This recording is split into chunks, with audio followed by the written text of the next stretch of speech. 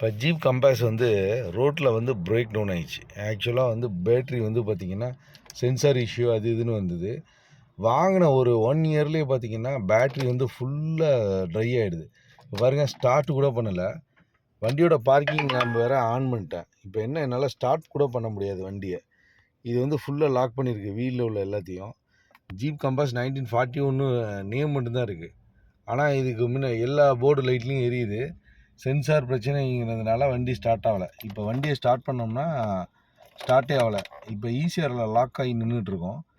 இந்த மாதிரி பிரச்சனை இருந்தால் என்ன பண்ணுறதுன்னு பாருங்கள். வித்தின் 2 இயர்ஸில் பேட்ரி வந்து மிஸ்டேக்ஸ் வருது, நிறையா ப்ராப்ளம் வருது.